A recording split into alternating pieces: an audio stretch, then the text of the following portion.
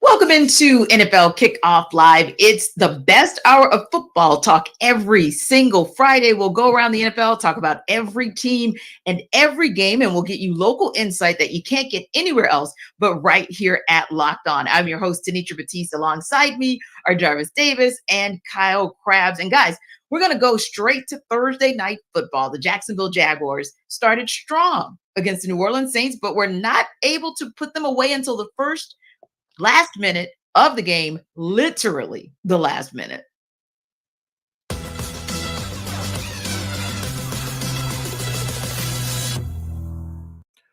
A win is a win again for the Jacksonville Jaguars. I'm Tony Wiggins with the Locked On Jaguars podcast. We're at your team every day. Unbelievable that the Jacksonville Jaguars hold on to win 31-24 versus the New Orleans Saints in the Big Easy.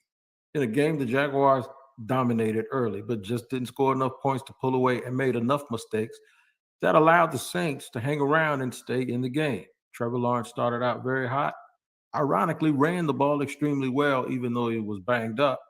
But at the end of the day, the hero was Christian Kirk in the second half, and second-year player Monteric Brown, we call him Buster at corner. He played very well and had some key plays down the stretch, including the final play of the game for the New Orleans Saints.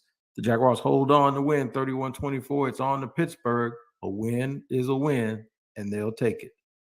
Check me out on Locked On Jaguars every single day. Another disappointing and disheartening loss for the New Orleans Saints that has a lot to do with their offensive inconsistencies. I'm Ross Jackson, host of the Locked On Saints podcast. New Orleans Saints dropping their fourth game of the season here to the Jacksonville Jaguars. And the story comes to another slow start on the offensive side. Well, the Jacksonville Jaguars were cooking in the first half. The New Orleans Saints offense operated well within the 20s, within the 30s, getting in the Jacksonville territory 5 times and coming up with only 6 points to show for it in the first half. That cannot be what the New Orleans Saints are or try to be throughout the remainder of this season. And maybe it's time to start talking about some play caller and some big time offensive changes in the process. If you want to know more about what those changes could look like, head over to the Locked On Saints podcast, part of Locked On Podcast Network, your team every day.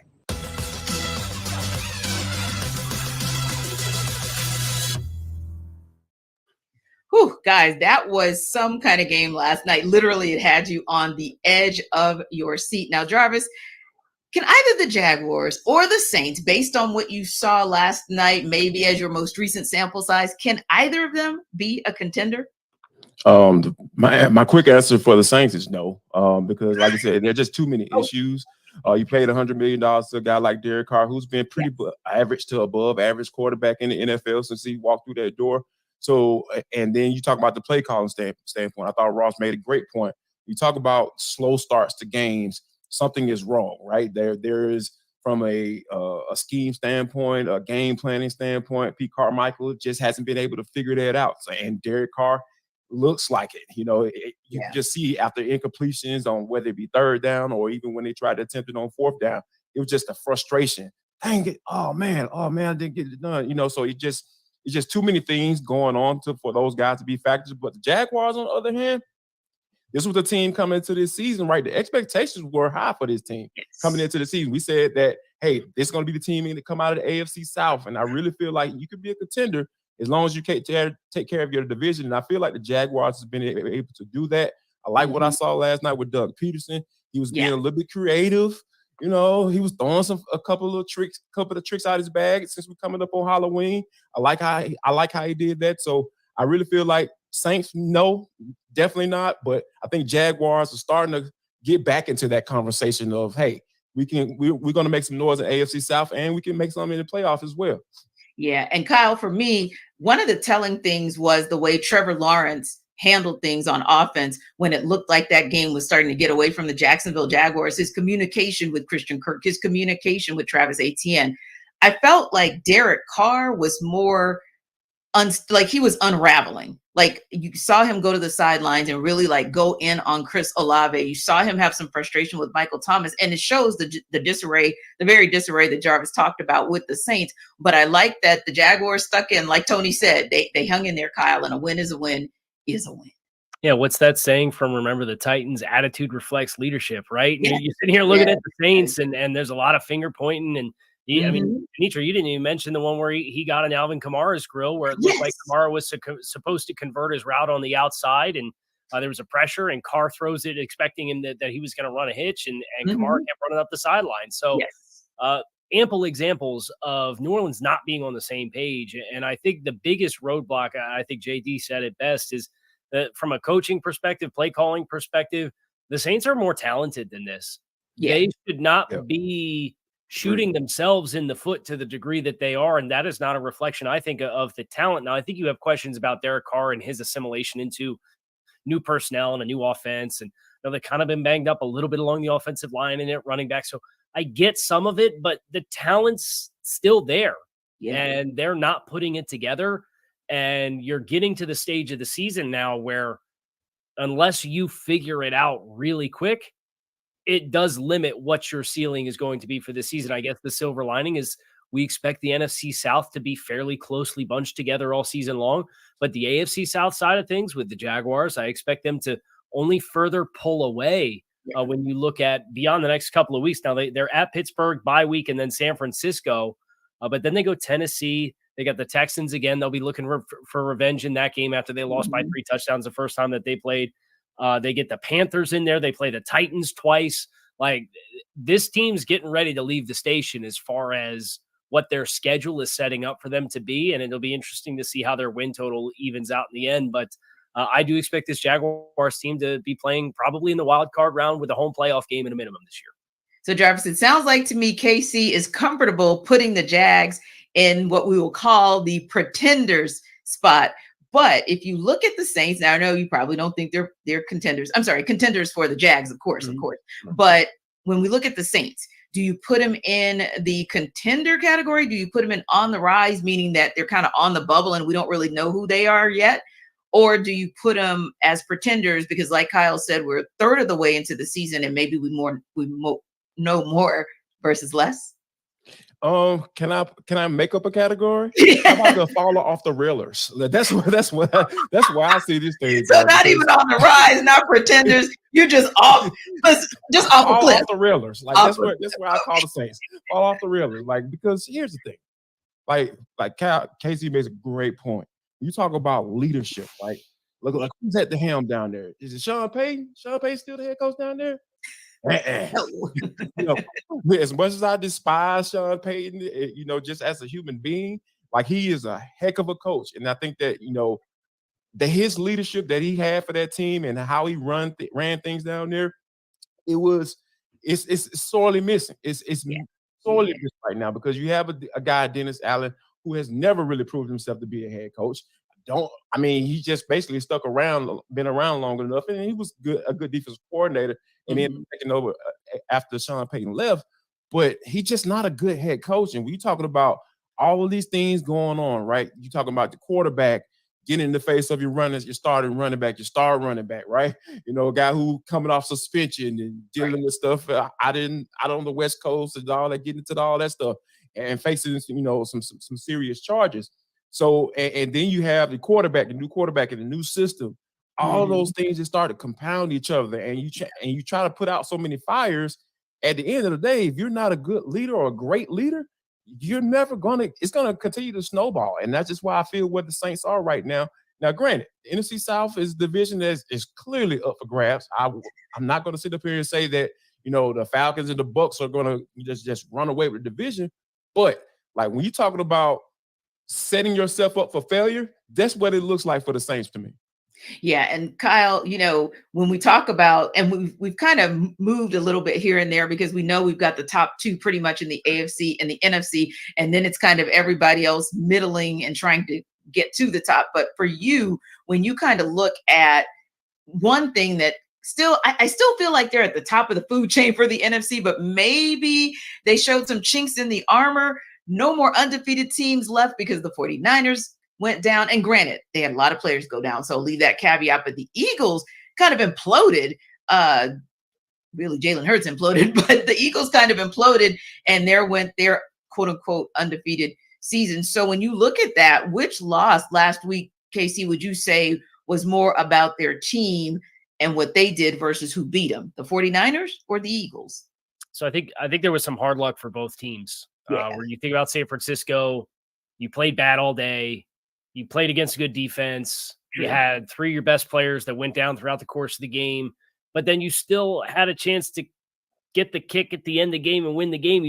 Your third round rookie kicker missed the kick. Yeah. Whereas Philadelphia, and Lance Johnson, you're right. I would say that one was worse. I would say that the Eagles game was worse because you still had the ball with the lead in the final 3 minutes, and Jalen Hurts threw his worst interception. I would say, of the interceptions that he had, he tried to throw a screen to Dallas Goedert that his hands got hit as he was turning upfield, and it popped into Quinnen Williams' hands for one. And then the other one, he got hit with a pressure and the ball popped out of his hands up into the air and it knuckleballed over to one of these corners for the Jets. The one interception that Jalen Hurts threw that was egregiously a Jalen Hurts mistake was the one with 3 minutes left in the game that Tony Adams runs back into the red zone, and it set the Jets up to score the game-winning touchdown. So I would say the San Francisco loss was worse, or the more understandable, and the Philly loss was worse because of how that game script played out in the final 5 minutes.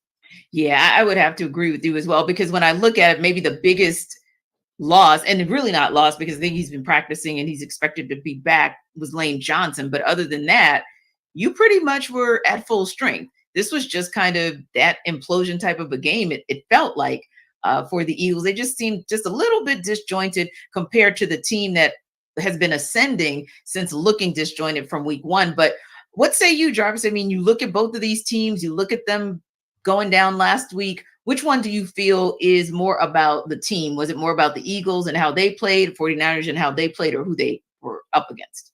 I think it's more so what they were up against, because I really like the San Francisco 49ers look invincible this year, right? Like, they've been putting up points and they've just been dominating up front, and then they go out and go get a guy like Randy Gregory, and he get his first sack, since being, traded from the Broncos. It's just, and I think I found it interesting that both teams went up against like pretty high level defense. I'm going to go out on a limb and say Cleveland is elite defense. It took an elite defense for San Francisco to get their first loss of the season. I think that stands out to me a little bit more, because the Philadelphia Eagles, let's just be honest, y'all, they've been playing with fire the entire season. You know what I'm saying? So it's just been like they've been barely squeaking by, because our guy Hugh Douglas been trying to calm all Philadelphia fans' nerves up there in Philadelphia, because they've been going crazy, but they've been finding ways to win. They just weren't able to do that this particular weekend. Like you said,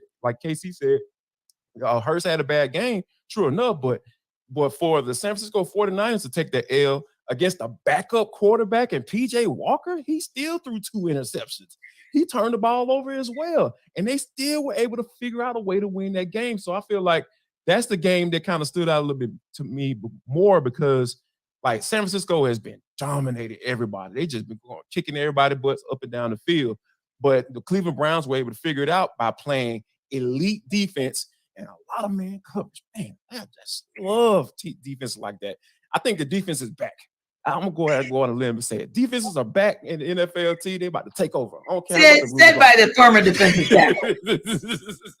Yeah, but no prejudice, right, Kyle? No prejudice. No bias there. No bias there. But yeah, I thought, and you could make an argument both ways, right? Because in both of those situations, the undefeated teams had every opportunity to remain undefeated and just kind of get by, but they couldn't. Because, that Jets defense, it's something to be reckoned with as well. But it was interesting because my thought, too, went to, Detroit is 5-1. So where does that kind of leave, as far as the parity goes? I don't know if you guys think they've kind of leapfrogged into that top 3 that we've been talking about for the NFC. Because really, let's face it, we've been talking top 2 for the NFC since we started. But they're all 5-1 now. So I mean, Jarvis, is the playing field a little bit more level? I gotta say so, yes, because Detroit has been pretty consistent, right? Like every game we've watched or talked about, when we talk about maybe whether it be the game of the week or especially when against the Falcons and the Lions, what they did against the Buccaneers just last week. It just goes to show like you know exactly what you're going to get when you go up face a Detroit Lions team. What in the world did I just say that? Like, wow, consistency. Like that is a word that we haven't used for this team in quite some time. So, I mean, we can't not put them in that top 3 in the category, or at least say, hey, they're starting to move in that same conversation as the 49ers and the Philadelphia Eagles for sure. Yeah, it'll be interesting to see, but you're absolutely right. We don't really use the word consistency when it comes to talking about the Detroit Lions. I don't think I've ever used the word. Yeah, right. And now we're talking consistently good. And we're going to talk on the other side of the break about 2 teams in the Dolphins and Eagles, despite what we saw in the Eagles last week, that have been consistently good and trending up. But first, Jarvis is here to tell you how to take charge of your health with Jace Medical. This episode of NFL Kickoff Live is brought to you by Jace Medical. People, I'm telling you, everyone should be empowered to care for themselves and their loved ones during the unexpected. Because here's the thing, I got small kids and I never want to be in a situation where I'm unprepared. Never want to do that, because I want to be able to make sure my kids are safe. And if they have a situation where they might need some antibiotics, I know exactly where to go to, and you should go to Jace Case as well. They provide 5 life-saving antibiotics for emergency use. All it takes to get a J case is fill out a simple online form, and in some cases, jump on a quick call with one of our board-certified physicians. And you can get ongoing care from our physicians on any treatment-related questions. Doctor created, doctor recommended. So Jace even handles everything from online evaluation to licensed pharmacy medication delivery and ongoing consultation and care. So people, make sure that you don't get caught off guard and go to jacemedical.com and enter code locked on at checkout for a $20 discount on your order. That's promo code locked on at jacemedical.com. That's JASE medical.com.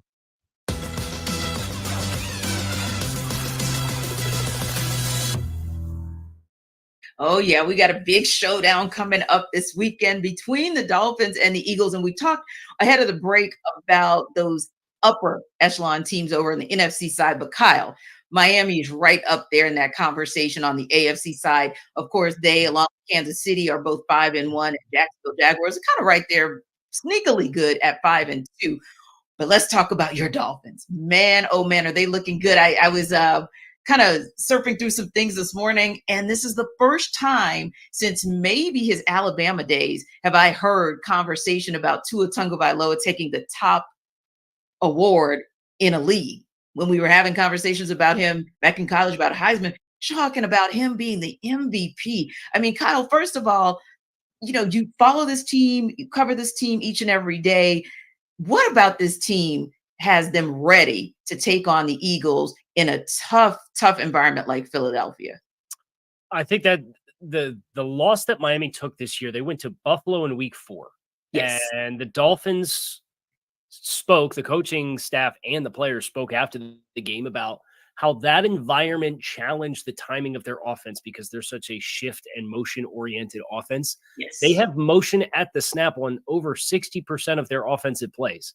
It's like a crazy high number. And a lot of that comes with timing. Well, they go to Buffalo, they get this raucous crowd that's really loud. The first 5 possessions of the game are all touchdown drives. And then Miami gets out of sync a little bit. And they spoke about how their communication and their timing was impacted by what they experienced in Buffalo.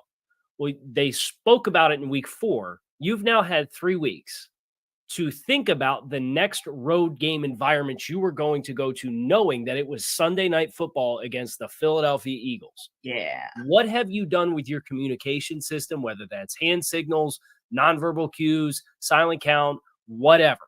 What have you done to address how it impacted you in Buffalo and do it differently this week? And I think that's the biggest change for something that they endured earlier this season, because the talent's there. You look at the offensive production, you look at the speed, you look at the explosive plays, everything compounds on top of itself between the skills of Tua Tagovailoa, with the skills of the receiver, with Mike McDaniel's play calling, this has been one of the better performing offensive lines in football on both fronts, with the run game and the pass game. And that was not necessarily expected at the beginning of the year. There are a ton of Dolphins fans that had a million questions about the offensive line. And Teron Armstead's on injured reserve right now, and they're still performing at a high level. So the talent's there. It's the ability to take what you do and put it into an environment that's a big game environment where you're not at home, and apply it. And I think that's the big question for Miami coming in. But I think the fact that they've already done it once gets them in a better position to do it against the Eagles. Yeah. Now, JD, Philly is on fire right now. Still, it's been about 5 days and they are still having meltdowns about what happened with the Eagles. But they should look at Jalen Hurts. Meltdowns. Yeah, I mean, exactly. But they should look at Jalen Hurts' record, because his only back-to-back loss situation since he started in the league was early in his first year. It was October of 2021. So it's been 2 years since him being a starter under center for the Philadelphia Eagles. He's taken back-to-back L's. What about a reset from the debacle from last weekend can allow the Eagles to get a win this weekend with a team like Miami, to Kyle's point, that's really functioning on all cylinders, and they just continue to improve week by week? Run the quarterback.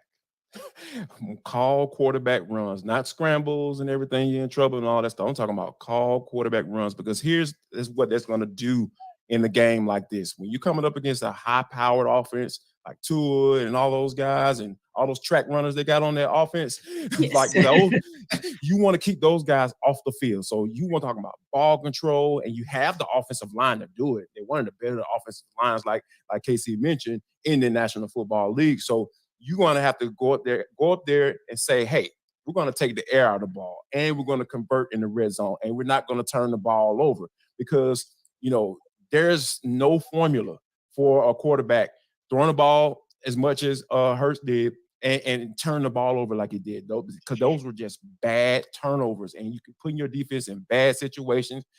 Jalen Carter is hopefully going to be back this week. That man, you bring the man back into the situation like that. Those are some of the things that can help you dominate the game like you need to do on both sides of the football. So if they can take the air out of the football, those call quarterback runs, don't necessarily put it all on Jalen Hurts' arm, to get the job done, because we know he can get it done doing both, right? They almost won that Super Bowl. They were really close to getting it done. Just getting it done. So now it's just a matter of getting a little bit more of that style offense. I know you got a new offense coordinator and everything like that. I know that guy's out the door, but you need to start implementing some of those things that brought Jalen Hurts to this point, right? This is what brought him to that point, using his legs as well, and have an MVP caliber situation at the quarterback spot. So I think that they can do that. Yeah, that'll definitely be an intriguing matchup Sunday night. Another interesting game this week will be with the second place Pittsburgh Steelers, a team that not many people believed, including Steeler Nation right here, in before the season, and the Los Angeles Rams, as they look to try and stay relevant in a very quirky NFC West, of course, outside of 49ers. Locked On Rams host Doug McCain joined our Locked On Steelers host Chris Carter to break down this can't-miss game.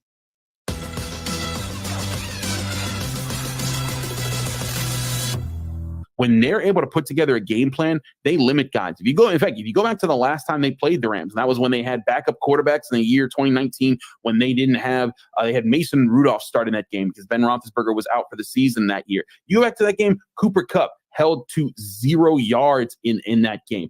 Aaron Donald only got 1 sack in that game. You thought that he'd get a lot more against that. They tried to neutralize him as best they can. The Steelers recognize that guys like that, they're going to be game breakers. They're going to be guys who make plays, and you have to understand that. But you have to scheme around trying to limit them as much as possible. That's where the Steelers, I think, are going to do as much as they can to say, hey, you're going to be able to get the ball to him, but to get it to him, you're going to have to work, and you have to keep working, and you're going to have to start making more risks at it. That's where I think the Steelers, they can work on doubling Cooper Kupp a little bit more, but the biggest thing is they have to take away the quicker throws for Stafford, like you were talking about. He wants to get the ball out quick. They have to take that away, force him to hold on to the ball, and make him have to trust his offensive line against the Steelers' pass rush. They do that. I think that's their best chance to try to counterbalance what the Rams love to do in the passing game, because Matt Stafford, if you give him space, space in that pocket, he's going to kill you. 100%. I think it's absolutely one of the biggest keys. When we look back on Monday, we evaluate this game is, did they get the ball out quick? Did you run enough to keep that Steelers defense honest? If you do those two things, then you give you a chance to have some balance. You have to have some semblance of a running game in this one, because if you have the offense relying too much on explosives, it could be a miserable day for Matthew Stafford getting to the quarterback. So I'm definitely looking at that one. Also, Christopher, I have to point out this, and it pains me to say this, of course. Shout out to the Ramley, big Rams fan here, but Steelers in town, there's going to be a lot of terrible towels. They might be selling the terrible towels at the Rams concessions during this one, okay? So it's going to be a factor. You're probably going to see over 50% Steelers fans. Don't doubt that, but I still think this game is really up in the air. I think you look at the Rams offense, the momentum they built, the defense that has been surprisingly close to league average. They've been good in a lot of different categories that can neutralize this Steelers offense, averaging 15.8 points per game. I think this one is going to be a lower scoring affair. I don't anticipate them lighting up the scoreboard. I don't know if you throw out predictions on your show for the predictions episode for the crossover, but I got the Rams winning this one 24-17. I usually hold off my predictions for Friday because I try to build up suspense to what my picks will be. But I will say, I think this is going to be a very close contest. I think both teams are still fighting to be the other teams that they want to be by the end of the season. And I think that the Rams, their strength in the passing game, it hits right at the Steelers' weakness as far as covering right now. But I also think the Steelers' strength as far as getting after the quarterback hits with the Rams' weakness as far as protecting the quarterback. And that's where I'm just not 100% sure just yet is where I fall in this prediction. But to your point about, the Steelers fans being there, people need to understand. I think people in Pittsburgh have come to know this, but people naturally don't understand. Steelers fans aren't traveling. They're just everywhere.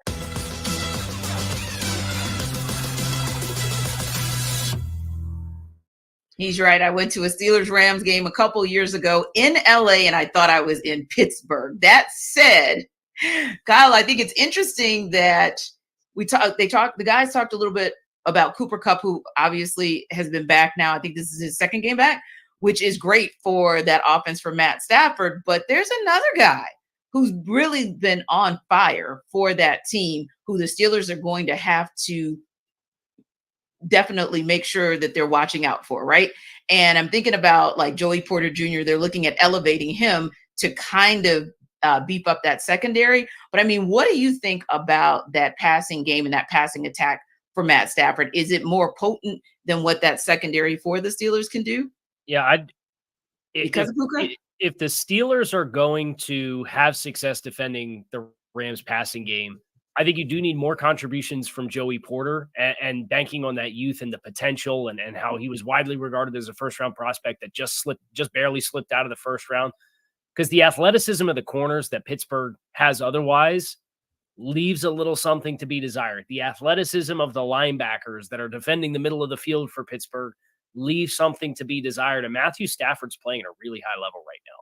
Yeah. So Stafford throwing the ball to Puka Nacua, having Cooper Kupp back, that combo of guys, regardless of what other injuries the Rams have on the offensive side of the ball, with Kyron Williams being banged up, I don't think it matters because I look at Pittsburgh's back seven, and yeah, you've got Minkah Fitzpatrick back there, but you need somebody to help you change the math and be able to send confidently extra attention towards one of the other receivers. And if it's not going to be Joey Porter that steps up and provides that for them, I don't know that they have the horses to do it. Yeah. And Jarvis, when we talked a little bit earlier about Dolphins Eagles, one of the things that you mentioned that would be in the Eagles' favor is time of possession. And with a guy like Matt Stafford having rhythm in that passing game, you kind of want to keep him off the field as well. But if you keep him off the field, Steelers, then what are you guys going to do? Like, what is Kenny Pickett going to do? George Pickens has kind of been Captain Saver for Kenny Pickett, but he's got to step up the level of his play, and they've got to see more from their run game, from their 1-2 punch. If they're, Najee Harris, Jaylen Warren, they've got to see more from that 1-2 punch, I think, if they're going to have an opportunity to get this win. But what do you think is their best path to a win? It's going to have to be getting your Najee Harris more involved because he hasn't rushed for a touchdown this year. Right. And it seems like Jaylen Warren is kind of taking over that whole lead back situation, especially when you talk about what he can do in the passing game from that standpoint. So, yeah, it's like the Steelers offense we've been talking about on this show, ever since we started this bad boy, about how the weirdness of this offense, because they have weapons. Obviously Deontay Johnson goes down. I think he's in the practice window right now, so we'll see whether or not he's going to be able to return. But you still have guys. You got George Pickens, you got Freiermuth, you got Jalen Warren, you got Najee Harris. They have weapons to work with. It just seems like they just can't quite figure it out. And I think that, they're going to have to, simplify this thing a little bit. I feel start running the football, get back to some of that old school Steeler Nation type offense, running the football and play action and finding your tight end, because like you said, that's what you have. You might not have your other game breaking wide receiver and Deontay Johnson, but you do have a guy in Freiermuth that you can hit on those intermediate routes. You do have a running back you can pass to out of the backfield and start working some screens and simplify, getting Kenny Pickett in a rhythm, because that quarterback class is not looking good right now.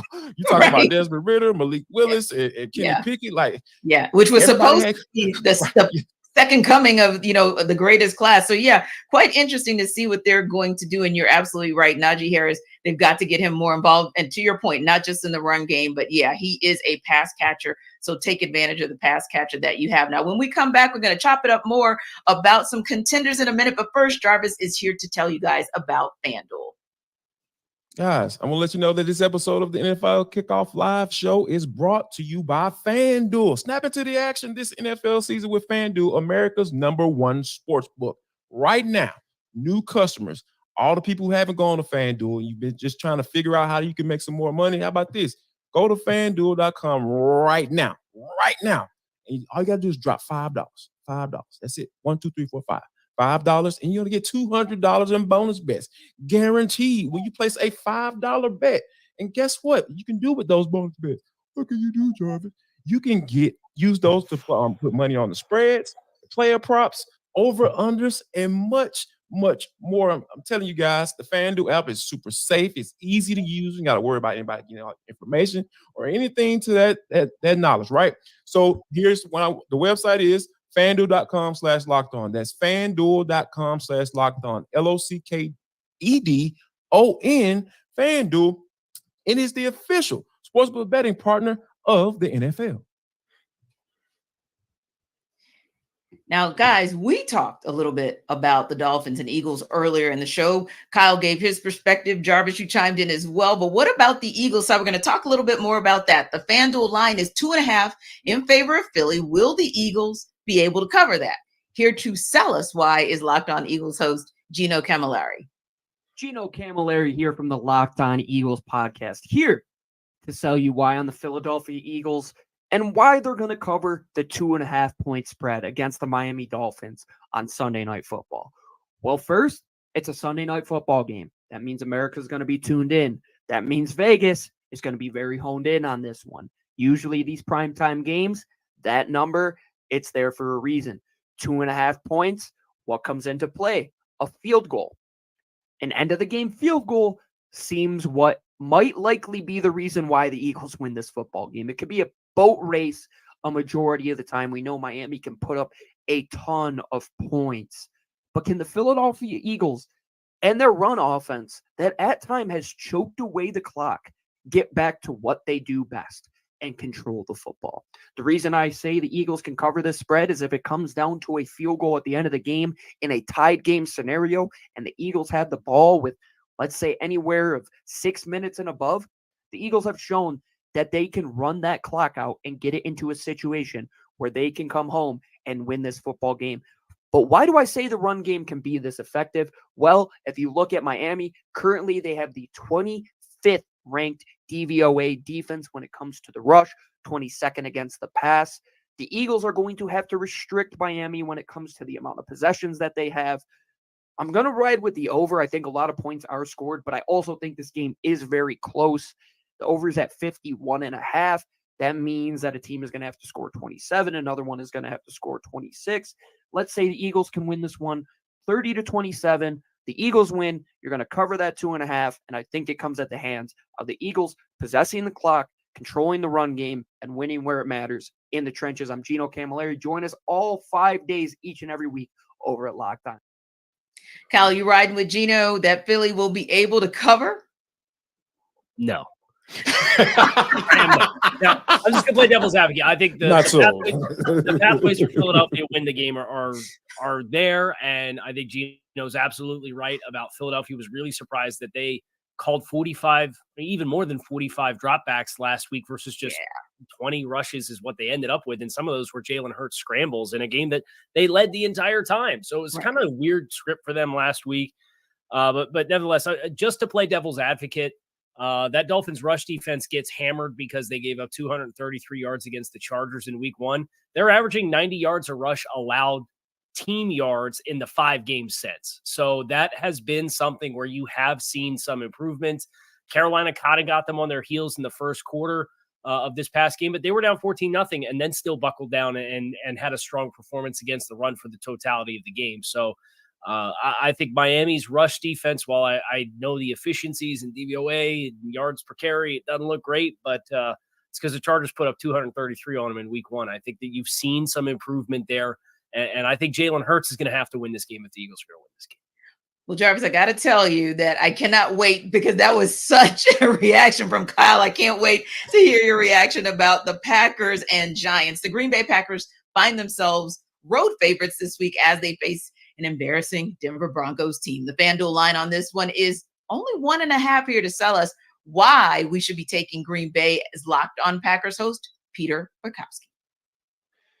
The Green Bay Packers are going to cover the 1.5 point spread at FanDuel. Let me tell you why. I'm Peter Bukowski, host of Locked On Packers. And does the number 70 mean anything to you? That's how many points the Miami Dolphins hung on the Denver Broncos, who just happened to be the Packers' opponent, over whom they are favored by 1.5 points. The Packers happen to be coming off their bye week. And for all the questions about Jordan Love and this offense, the Packers are in the top half of the league in EPA per play. The last time they faced the defense even close to as bad as the Denver Broncos defense, they scored over 30 on the Chicago Bears. That also happened to be the last time Aaron Jones was this healthy for a football game. And they did that without Christian Watson, who is himself healthy headed into this game. The Packers are rested. They are getting their top playmakers back, and they are facing a historically bad defense. That is what this Denver Broncos team is. Historically bad. Oh, and the offense couldn't even get to 95 passing yards last week against the Kansas City Chiefs. The Packers cover 1.5. All right, Jarvis. Peter told us how he really felt, so I'm going to ask you, how do you really feel? I think that 1.5 is a lock.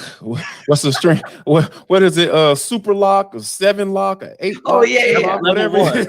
Right. Level 1 lock. That's right. That's right. Yeah, whatever it is, say, hey, yeah, they're going to cover this squad. I promise you they're going to cover it because, like, Jordan Love is kind of been exposed in these last few games, guys. Like, the offensive line hasn't protected well. He's been sacked 8 times, in the last 3 games, and he's turned the ball over.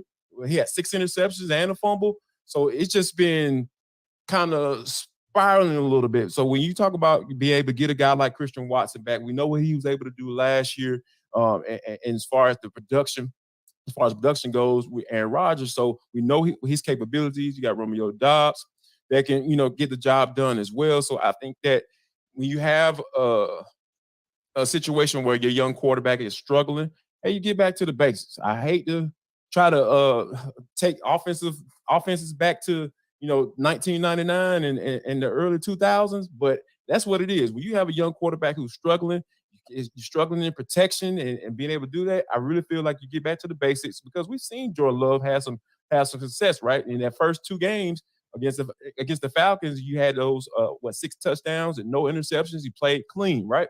But I think that now you kind of get back into it, get him in some similar plays where he had some success and make sure they're able to, do that. So I think that if they do those things, I think they're definitely covering this game. Now, Jarvis, you can't say the 99 in the 2000s and think that I will not catch that. But anyway, Kyle, when we talk about this team, I've been listening to 400 Degrees. You just caught it like 2 seconds late. It's been in my brain the past couple of days. So. Work with me, Jarvis. Work with me. But anyway, Kyle, I think you're working with me. I think you're probably a few minutes ahead of him. So I'm going to ask you this question. In all honesty, and it's kind of weird because you were thinking of when the Green Bay Packers kind of made it clear that they were ready to part ways with Aaron Rodgers, that Jordan Love was ready to really take over the reins and at least help them to kind of get back to some semblance of glory. But what do you make of his performance thus far this season? I don't envy Jordan Love for having to step in for Aaron Rodgers. I don't envy Jordan Love for having an offensive line that's now has David Bakhtiari out for the year. Again, that's one of the best left tackles in football. He has not been healthy. Elton Jenkins was banged up for them and has missed some time as well in the first month and a half of the season. So that's your best two offensive linemen. And then, oh, by the way, Aaron Jones has missed a bunch of time. A.J. Dillon does not look like he's got anything beyond first gear anymore.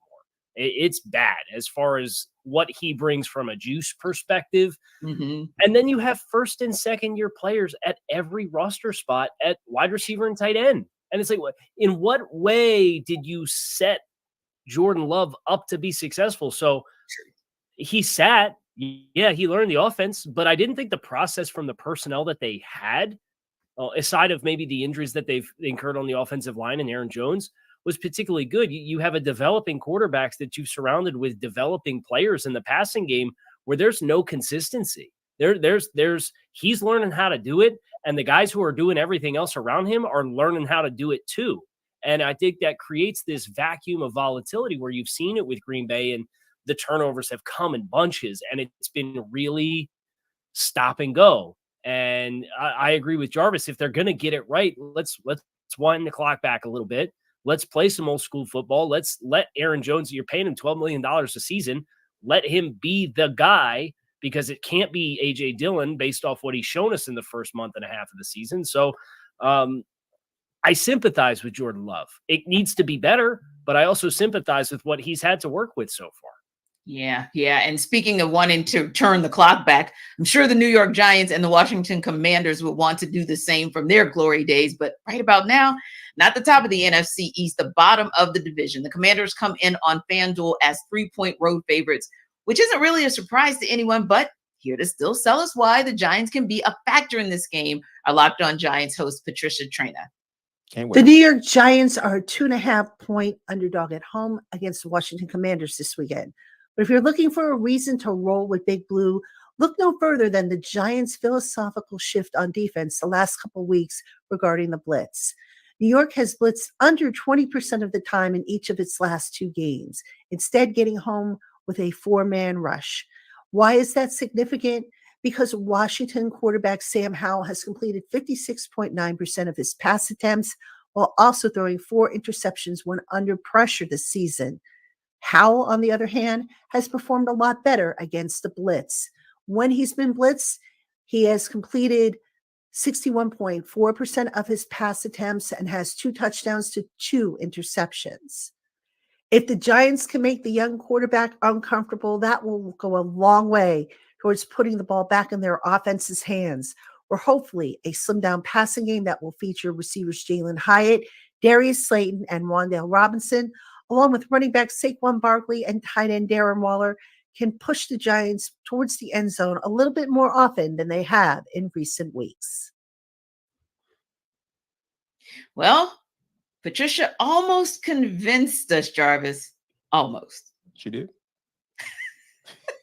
No offense to Patricia, but I think this is the perfect matchup for the Commanders, right? Because we know how awful the Giants' offensive line is, right? They just been trying to figure it out. Like, they are just like Kyle sympathizes with Jordan Love. I sympathize with the Giants personnel staff and try to piece together something to protect the doggone quarterback. And I'm glad they had Tyrod Taylor, who can move around a little bit more, more so than Danny Dimes.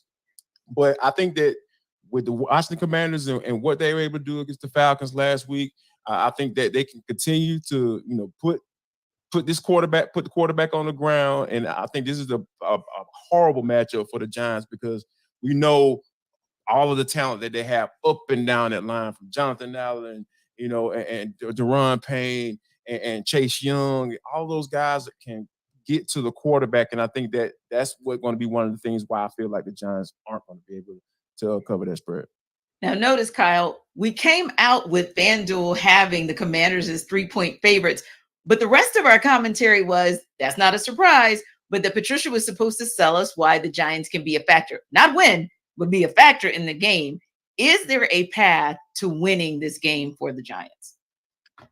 I think so. I think it involves bottling the inspired effort that the defense had last week against the Buffalo Bills. And there were some storylines in that between Brian Daboll playing against his old team and Tyrod Taylor, and he used to quarterback the Buffalo Bills and got them to the playoffs, and then they cast him out. And I think there's certainly some emotional factors that played into why the Giants played as well as they did. But the crazy stat that I have for this game is that Giants quarterbacks have been sacked 33 times so far this season. And that's still less than the amount of times that Sam Howell has been sacked this season. Sam Howell's been sacked 34 times. 4 times, yeah. This season. It's so crazy. It's just the offensive line. So when nobody can block, I think it does kind of create this chaos vacuum where it's a one bounce of the ball, right? One strip sack of Sam Howell that the Giants can run back for a touchdown. That might be all you need if the Giants are going to have success with Wink Martindale and they are going to disrupt Sam Howell and prevent any kind of sustained movement of the football. It could be that kind of game. And if the Giants are going to win, I think it has to be that kind of game where they don't shoot themselves in the foot, but they take advantage of spotty pass protection for Washington and what they provide. And Howell likes to hold the ball and try and push it downfield and make things happen. And if you could be opportunistic in those instances, I think that is your pathway for the Giants to cover 3. Indeed. And I'm sure all of our executive producers hope that path actually comes to fruition. Now, when we come back, we're going to talk a little bit about some more bottom dwellers, but we're going to end on a high note, giving you some predictions for some of our biggest games. But before we do that, Jarvis is going to tell you a little bit about Prize Picks. What's going on, good people?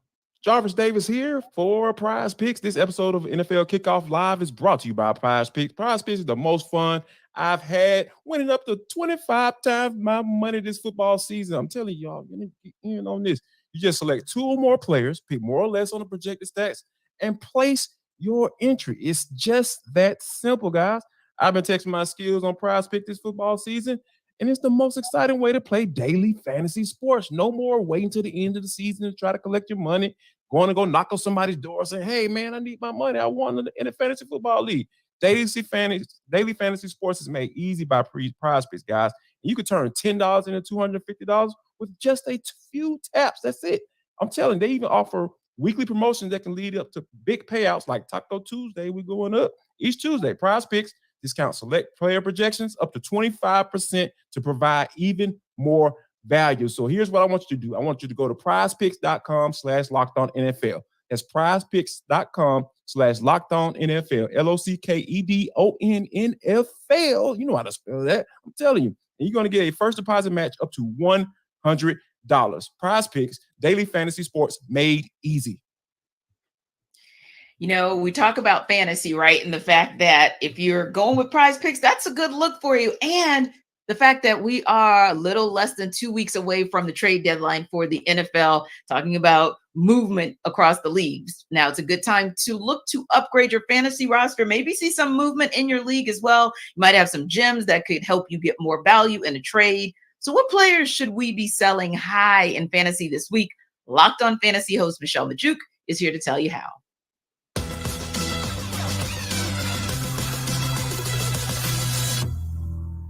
There are 3 players that I think you need to sell high on, trade away prior to Sunday morning. First off, being Falcons tight end Kyle Pitts. I know he's had back-to-back good fantasy weeks, something he actually hasn't done in a couple of years now. And it's hard to trade away a producing tight end. I get that, but he's not even the top producing tight end on his own team. Jonnu Smith is actually averaging over 2 more fantasy points per game in PPR leagues than Kyle Pitts since week 2. And with Kyle Pitts, I mean, pass production has not been great. He's played 16 games since the start of last season. And over that time, he's had 3 or fewer receptions in 11 of those 16 games, fewer than 50 receiving yards in 13 of those 16 games, and 3 total touchdowns over that time span. I don't envision Kyle Pitts is going to score that much more than the other low-end tight ends that you can get off the waiver wire and kind of stream. So in that case, I would rather just trade away Kyle Pitts high right now and upgrade at another position. Another guy I'm looking to trade away this week is wide receiver George Pickens of the Steelers. Pickens posted a career high 130 receiving yards in week 5 prior to the Steelers bye. But now I think is a good time to trade him. There's no doubt that he's extremely talented, but he's stuck with Matt Canada and Kenny Pickett. 2 guys that they can't get their crap together, right? And they only sometimes remember George Pickens even exists. So in that case, I don't love how highly inconsistent he's been for fantasy. And then you also have Deontay Johnson coming back from IR. Deontay Johnson is the lead wide receiver on this team. He's the top target guy, and he's going to steal targets away from George Pickens, which is going to make him even more inconsistent. So in that case, I'm looking to sell him high off of that career game he had in week 5. And then last up, it's Patriots running back Ramondre Stevenson. He actually had a pretty nice game last week, and I think that's why you can sell him right now. It was against a really weak Raiders run defense, but he came through with a good fantasy week. But the 3 weeks prior, he scored a combined 15.6 fantasy points in a full PPR league from weeks 3 through 5. Like, he was unusable. He was destroying your team. And the issue is last week he had a nice fantasy game, but he still only had 10 carries in that game. He was still losing a ton of snaps and carries to Ezekiel Elliott. The Patriots offense has been just horrendous this year, and Stevenson's workload has just been sporadic, and he's been inefficient. And I don't want to deal with that inconsistency all season long.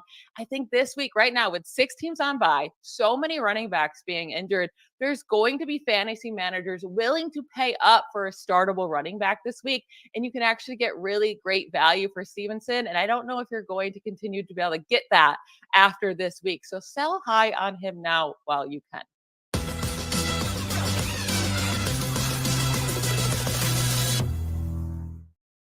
Trade Kyle Pitts.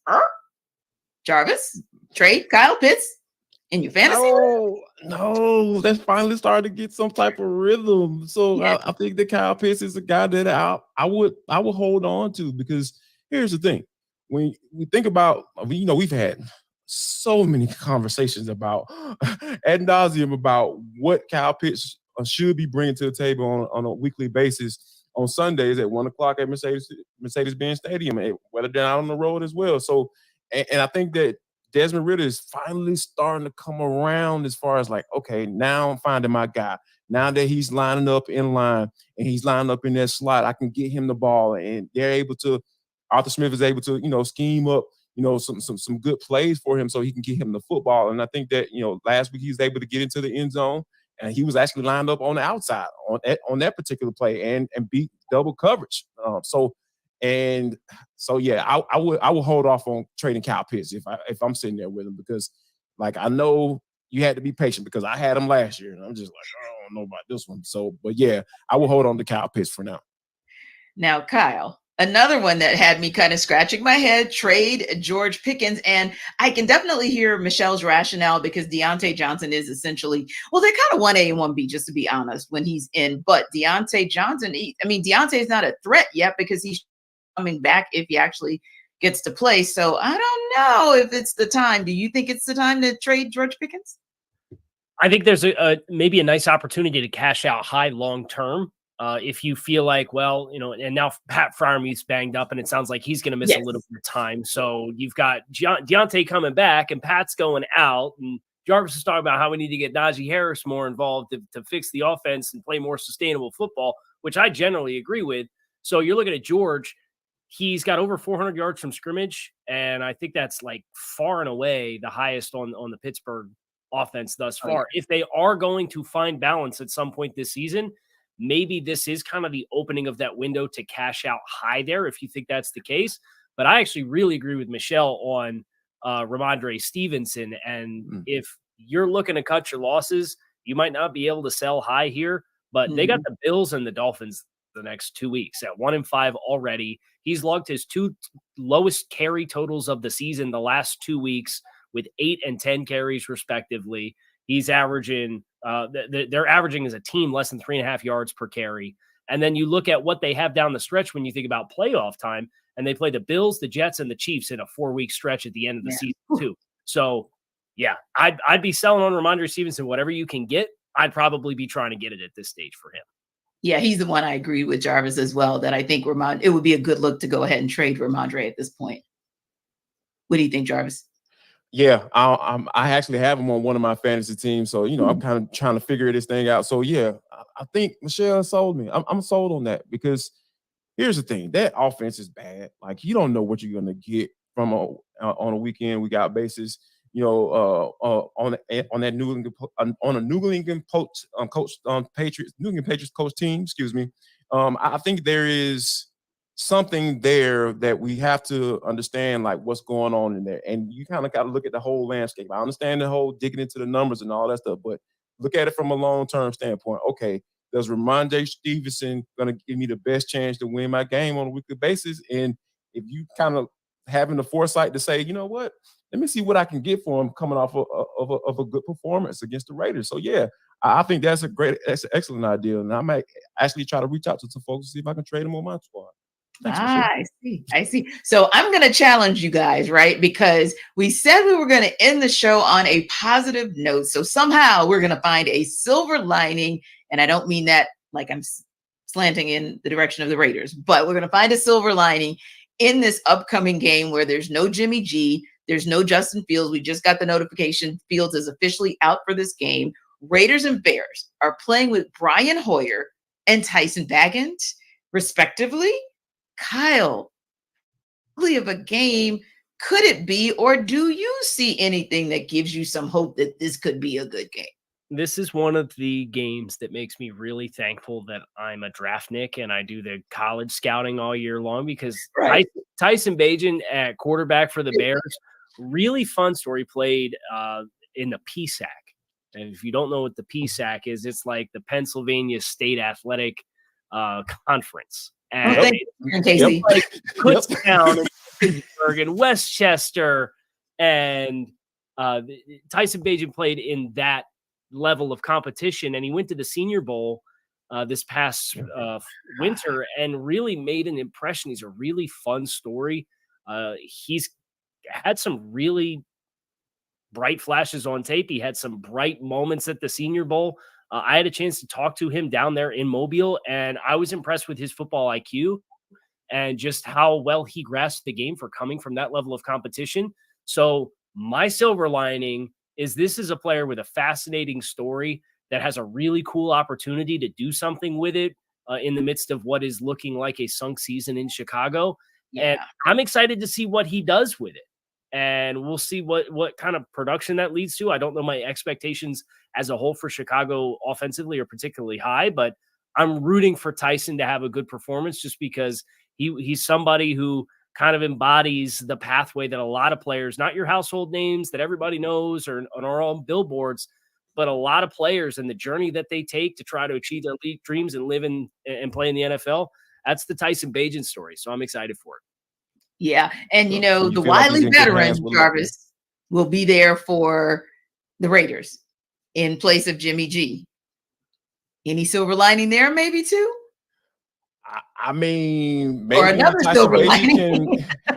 I guess maybe Tyson Bagent can strive to be Brian Hoyer. If he can say, hey, I was like Brian, I had a Brian Hoyer type of career, I think Tyson Bagent would be doing well for himself, because we know he's come in different situations and played really well. And so, I mean, that's what you expect. So I think that, Brian Hoyer maybe looking at, on the other side of the field saying, hey, I remember when I was that kid, nobody knew who I was.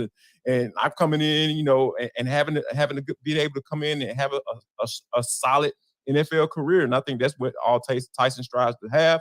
And like I said, if he can have a career like Brian Hoyer has had, yeah, he'd be doing well for himself. Tanitra, I got your silver lining for the Raiders. Okay, let's go for it. Josh Jacobs is going to average more than 4 yards per carry for the first time this season against that Bears rushing defense with those young guys on that defensive line. Jacobs obviously won the rushing title last year. Right. His high watermark for yards per carry this season is 3.6 in a game. He's going to get over 4 this week. So if you're a Josh Jacobs fantasy owner, to kind of tie everything back together, there's your silver lining. That might be a good look. That definitely might be a good look. And, Jarvis, Devontae Adams had some words, some very, very strong words this week about what his expectations are. So sometimes, as you know, as a former player, you hear from that player and it makes a world of difference in terms of how you approach the game. So, yeah, give him the football. I mean, I think that's all he was saying. Like, hey, give me the rock, and I know we're going to win some, continue to win some games. That's it. Yeah. And that's what I think as well. It was just really sort of one of those calls. And I think, Kyle, you mentioned it earlier.